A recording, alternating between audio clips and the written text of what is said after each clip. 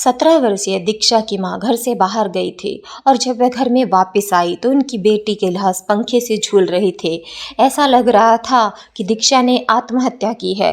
दीक्षा को देखकर उसकी मां दहाड़े मारकर रोने लगी। आनफान में लाश को पंखे से उतारा गया और स्थानीय पुलिस को सूचना दी गई। नमस्कार दोस्तों, मैं आरती शर्मा क्राइम स्टोरी चैनल में आप सभी का स्वागत करती हूँ। आशा करती हूँ आप सब बहुत अच्छे होंगे। दोस्तों, आज की जो ये घटना मैं आपको सुनाने जा रही हूँ, हो सकता है इसको सुनने के बाद आपका भी रिश्तों पर से विश्वास उठ जाए, लेकिन दोस्तों मेरा विश्वास कीजिएगा, इस घटना को सुनाने का हमारा उद्देश्य किसी का दिल दुखाना, किसी को आहत करना नहीं है, बल्कि आप सभी को जागरूक करना है, सचेत करना है, ताकि समाज में हो रही इस तरह की घटनाओं से आप रूबरू रहे। तो चलिए घटना में आगे बढ़ते हैं। 32 वर्षीय विजय कुमार हरियाणा के रोहतक जिले के महम का निवासी था। वह दुबई में रहकर कई सालों से नौकरी कर रहा था और वहीं पर अच्छी तरह से सेटल था।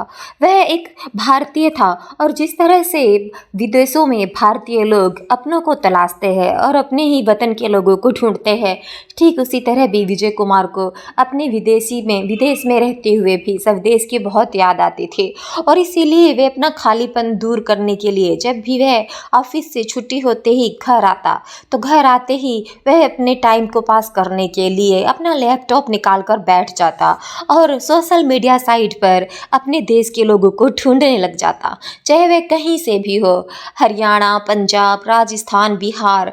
बस उसे अपने देश के लोग चाहिए थे जिसे वह अपने दिल की बात कर सके, अपना सुख दुख बांट सके और उसे यह सब करके बहुत सुकून मिलता था। और सुकून मिलता भी क्यों ना, क्योंकि वह एक भारतीय था और हर भारतीय ऐसा ही होता है। इसी तरह से वे अपना टाइम पास करता था और जब इसी तरह से वो एक दिन लैपटॉप पर सोशल मीडिया पर अपने फ्रेंड्स के साथ, अपने दोस्तों के साथ चैटिंग कर रहा था, उसी समय उसके फेसबुक अकाउंट पर माही नाम की एक महिला की फ्रेंडशिप रिक्वेस्ट आती है और वह जब उसकी प्रोफाइल पर, उसके अकाउंट पर जा कर के माही नाम की उस महिला की प्रोफाइल को चेक करता है तो उस पर बहुत सी खूबसूरत और मॉडल फ़ोटोज़ देखता है, जिससे वह बहुत इम्प्रेस होता है।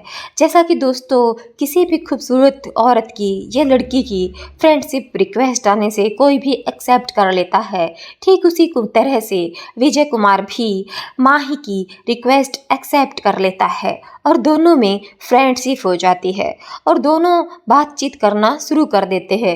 धीरे धीरे उनमें बातों का सिलसिला शुरू हो जाता है। माही और विजय लंबे टाइम तक एक दूसरे से बातें करते हैं।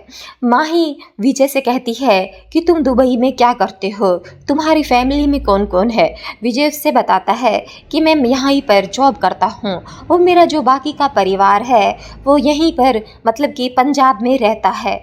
माही उसे बताती है कि वह विधवा है और दोबारा से शादी करने की इच्छुक है।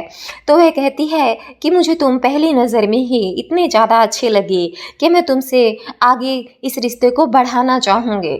इसके रिप्लाई में विजय कहता है कि आप तो विधुर हो, यानी कि विधवा हो, और आपके 2 बच्चे भी हैं, फिर आप शादी कैसे कर सकती हो।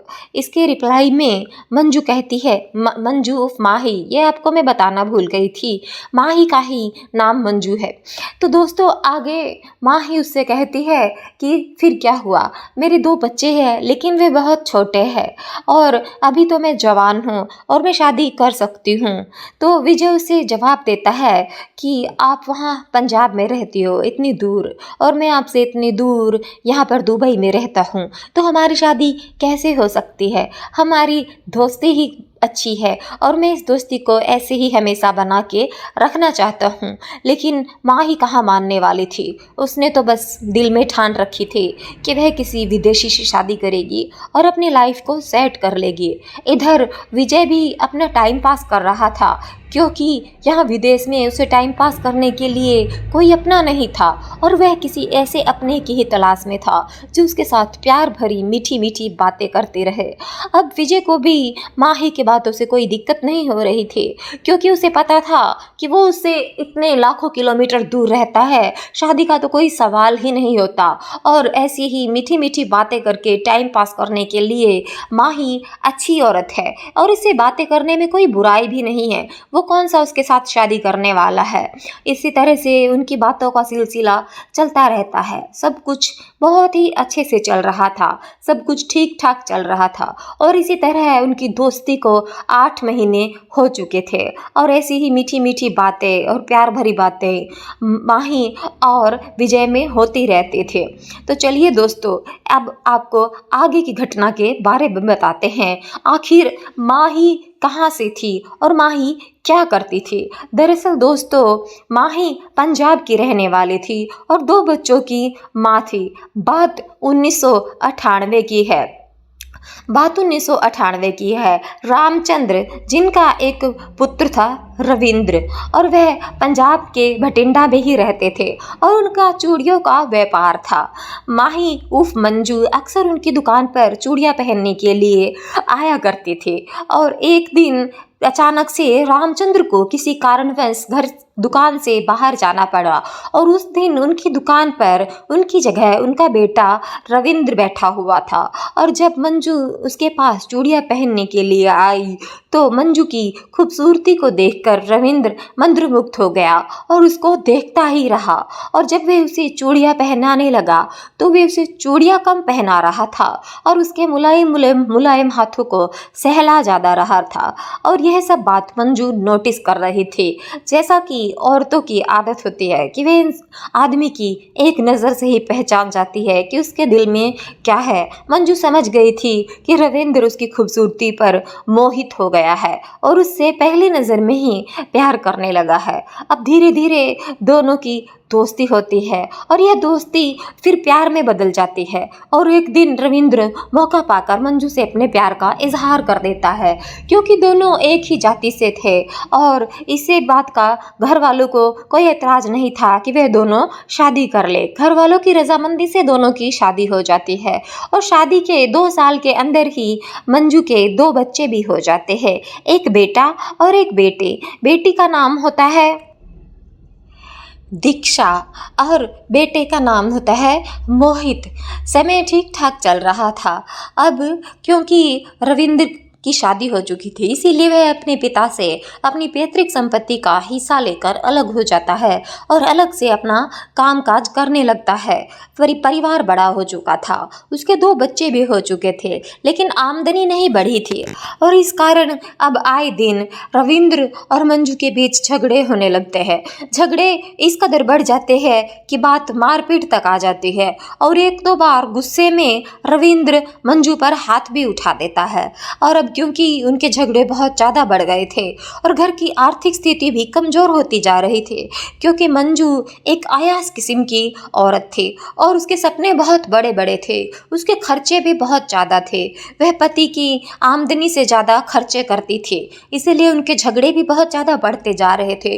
और इसी तरह एक दिन पारिवारिक कलेश से तंग आकर रविंद्र फांसी लगाकर सुसाइड कर लेता है। और जब यह बात उसके घर वालों को पता चलती है तो वह इसका सारा दोष मंजू पर लगाते हैं और उससे अपना किनारा कर लेते हैं और मंजू से अपने सारे रिश्ते नाते तोड़ देते हैं। और रविंद्र के परिवार वाले रविंद्र की मृत्यु का जिम्मेदार मंजू को मानते हैं और बात बात पर उसे ताना देते हैं और पता नहीं क्या क्या बोलते हैं। मंजू इन सब चीज़ों से बहुत चिढ़ जाती है और वो फैसला कर लेती है कि इन सब की बातों से पीछा छुड़ाने का केवल एक ही रास्ता है कि वह किसी अच्छी जगह पर किसी अच्छे लड़के से या किसी विदेश में सेटल लड़के से शादी कर ले, जिससे उसका फ्यूचर सिक्योर हो जाएगा। और वह ये बात अच्छी तरह से समझ जाती है कि प्यार वार कुछ नहीं होता है, जो होता है पैसा होता है। अगर उसने यह बात स्टार्टिंग में रविंद्र से शादी करते समय सोची होती तो आज उसे पछताना नहीं पड़ता, क्योंकि प्यार की चमक 4 दिन की होती है और पैसे की चमक पूरी जिंदगी की होती है। इसीलिए अब उसने ठान लिया था कि वह किसी अमीर लड़के से शादी करेगी और विदेश में सेटल हो जाएगी।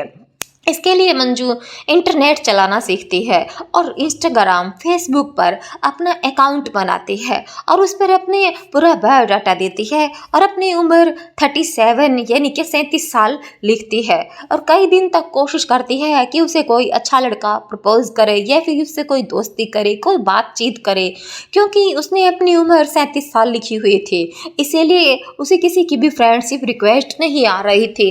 और अब मंजू दूसरा दाव खेलती है और अब वो अपना नाम बदल के मंजू से माही कंबोज लिख देती है और अपनी उम्र को भी घटा करके 37 से 30 साल कर देती है, ताकि उसे कोई पसंद करे और उसे फ्रेंडशिप रिक्वेस्ट भेजे या फिर उसकी रिक्वेस्ट को एक्सेप्ट करे, और अपने बच्चों की उम्र को भी वो घटा करके कम लिख देती है। और इसी तरह से उसकी कोशिशों में एक दिन 32 साल का विजय कुमार, जो कि दुबई में रह के नौकरी कर रहा था, उसके एक्सेप्ट कर लेता है फ्रेंडशिप रिक्वेस्ट को और अब हो जाती है दोनों में फ्रेंडशिप। जैसा कि मैंने आपको स्टार्टिंग में बताया, 8 महीने का समय उनका ऐसे ही बातों बातों में निकल जाता है और जैसा कि वह उससे बहुत मीठी मीठी बातें करती थी, तो विजय कुमार के दिल में भी हलचल पैदा हो गई थी कि वो मंजू को पास से देखे और उसकी खूबसूरती को वो देखना चाहता था, उसे भोगना चाहता था। इसीलिए एक दिन वो अपनी कंपनी से छुट्टी लेकर के माही उर्फ मंजू को फ़ोन करता है और बताता है कि वह उससे मिलने के लिए पंजाब आ रहा है। और वह जैसे ही पंजाब आता है, उसे पिक करने के लिए मंजू पहले से ही रेलवे स्टेशन पर उसे खड़ी मिलती है, क्योंकि वह दोनों एक दूसरे को पहले से देख रखते हैं, एक दूसरे की बहुत सी फ़ोटोज़ उन्होंने देखी हुई थी। इसीलिए मंजू उर्फ माही उसे देखते ही पहचान लेती है और उसे अपने घर लेके जाती है। अब मंजू जब उसे अपने घर लेके जाती है, तब विजय उसके बच्चों को देख करके बहुत गुस्सा होता है और अपने गुस्से को वह पीकर रह जाता है और रात होने का इंतज़ार करता है। अब रात को जब माही उर्फ मंजू उसे अपने कमरे में लेके जाती है, तो वह उससे बहुत गुस्सा होता है विजय, और उससे कहता है कि तुमने मेरे साथ धोखा किया, तुमने मुझसे झूठ बोला कि तुम्हारे बच्चे छोटे हैं और तुम्हारी उम्र 30 साल है। मंजू कहती है कि हाँ, मैंने तुमसे कुछ बातें झूठ बोली है, लेकिन मेरा यकीन मानो, जो तुम जिस आशा के साथ, जिस उम्मीद के साथ यहाँ पर आए हो, जो कुछ तुम पाना चाहते हो, मैं तुम्हारी वह सारी इच्छा पूरी कर दूंगी। एक बार मेरी बाहों में तो आके देखो, तुम्हें किसी 20 साल की लड़की से कम नहीं लगूंगी। हालांकि विजय को इतना ज़्यादा इंटरेस्ट नहीं था मंजू में, लेकिन कहते हैं ना, सेक्स का भूत जब सिर पे चढ़ता है तो वो सेक्स करके ही उतरता है।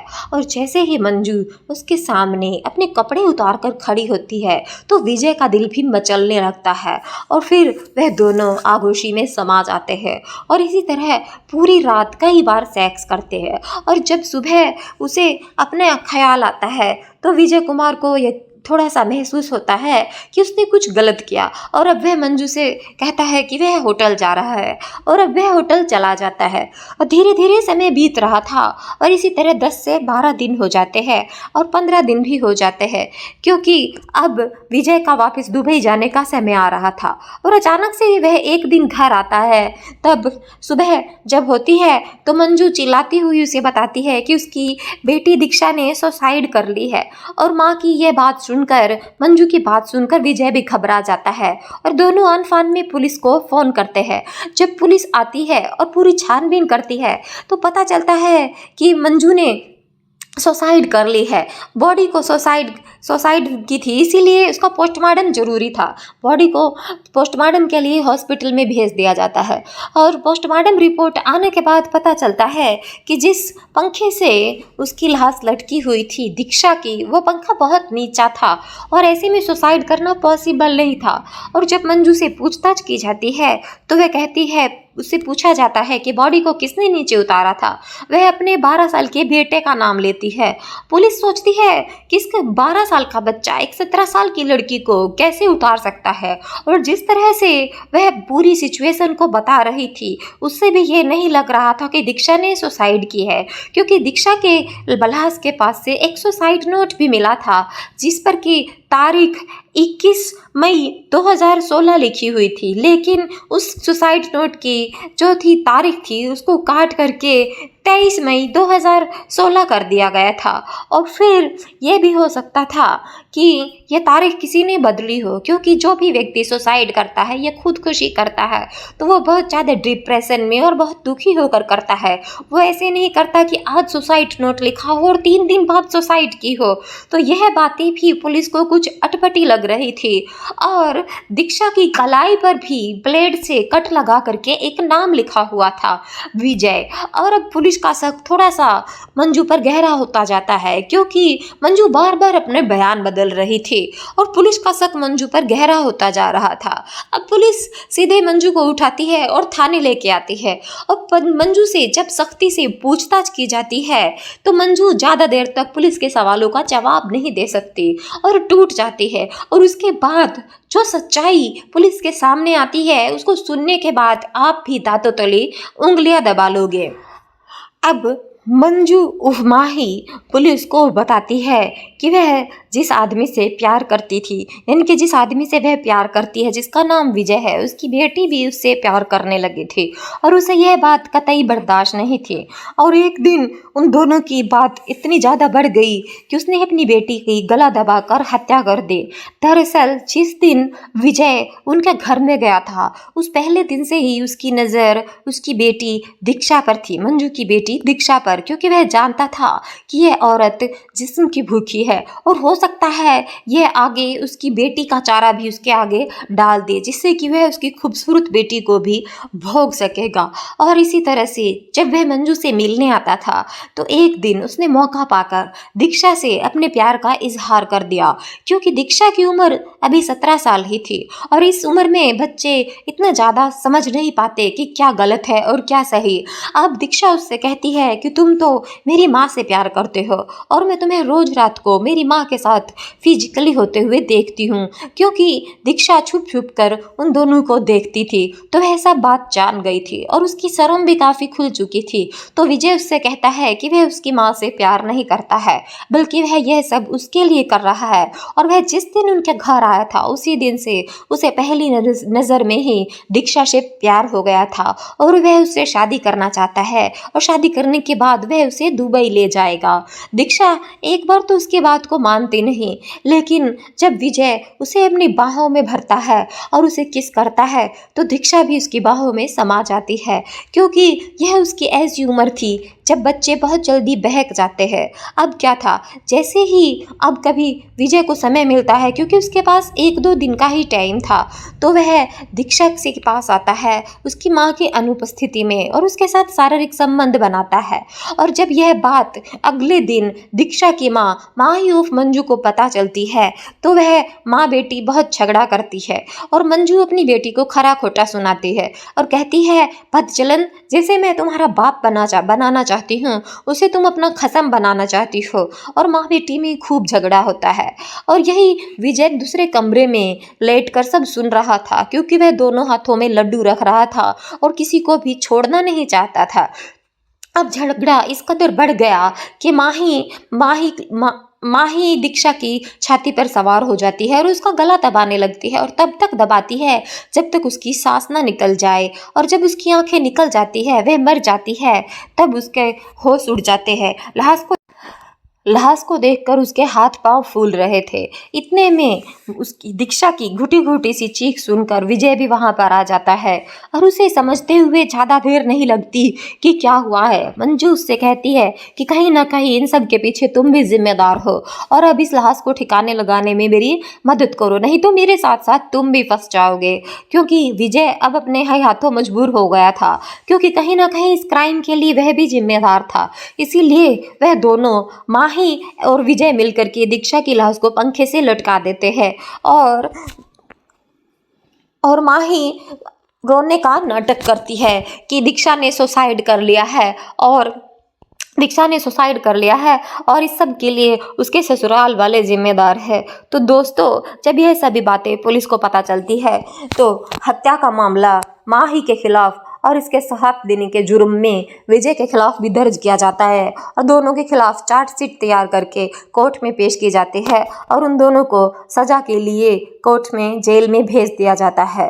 तो दोस्तों, आज की ये घटना आपको कैसी लगी हमें कमेंट बॉक्स में बताइएगा और ये भी बताइएगा कि आप हमारी ये वीडियो कहाँ से देख रहे हो। जय हिंद, जय भारत।